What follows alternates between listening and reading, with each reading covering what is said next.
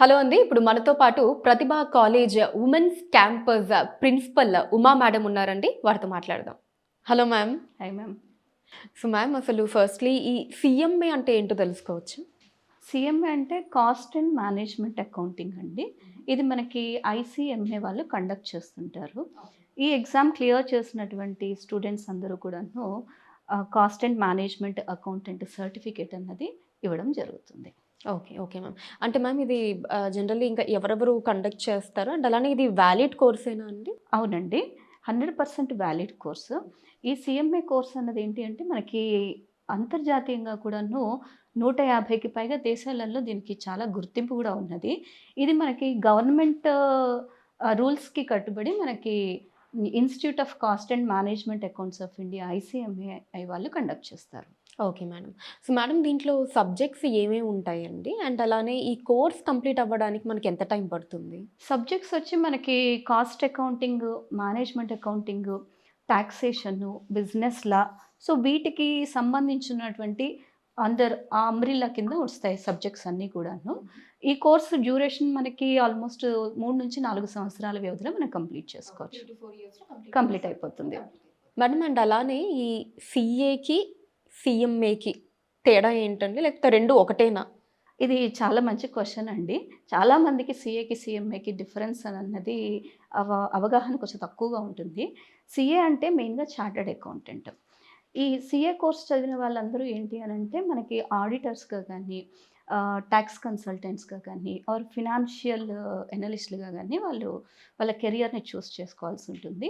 అదే సీఎంఏ కంప్లీట్ చేసినటువంటి వాళ్ళు ఏంటి అనంటే మేనేజ్మెంట్ అకౌంటింగ్, అలానే మనకి ఫినాన్షియల్ ప్లానింగ్, అలానే కార్పొరేట్ సెక్టార్‌లో ఏదన్నా స్ట్రాటజిక్ డెసిషన్ మేకింగ్స్ ఇలాంటివి జాబ్ రోల్స్‌లోకి వాళ్ళు మూవ్ అవ్వడం జరుగుతుంది.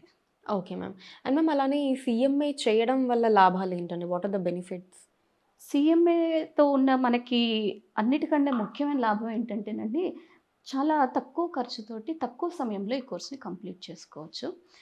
కార్పొరేట్ వరల్డ్‌లోనే కాదు, గవర్నమెంట్ బాడీస్‌లో కూడాను ఉదాహరణకి మనకి ఆర్‌బీఐ కానీ, సెబీ కానీ, controller of auditor in general CAG కానీ, వీటన్నిట్లలో కూడాను చాలా మంచి వేతనంతో కూడినటువంటి ఉద్యోగ అవకాశాలు చాలా మెండుగా ఉన్నాయన్నమాట.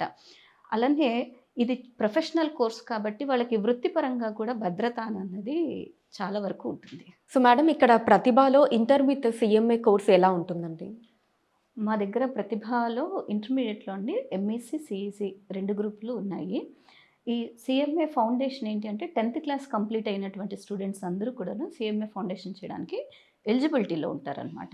సో, వీళ్ళు ఎంఈసీ గానీ, సీఈసీ కోర్స్ గానీ వీళ్ళు ఆప్ట్ చేసుకున్నప్పుడు మేమేంటి అనంటే ఈ సీఎంఏ ఫౌండేషన్‌కి సంబంధించినటువంటి కరిక్యులమ్ మొత్తము కూడాను ఈ 2 ఇయర్స్‌కి మేము ఆ రకంగా దాన్ని డిజైన్ చేసి వాళ్ళు ఇంటర్మీడియేట్ అయిపోయేసరికల్లా ఈ సీఎంఏ ఫౌండేషన్ ఎగ్జామ్‌ని వాళ్ళు క్లియర్ చేసే విధంగా మేము వాళ్ళని ట్రైన్ చేయడం జరుగుతుందనమాట. అండ్ మేడం అలానే ఇప్పుడు డిగ్రీ విత్ సీఎంఏ ఎలా ఉంటుందండి ప్రతిభలో? సీఎంఏ ఫౌండేషన్ రాయడానికి ఇంటర్మీడియేట్ అన్నది మనకి ఎలిజిబిలిటీ అండి.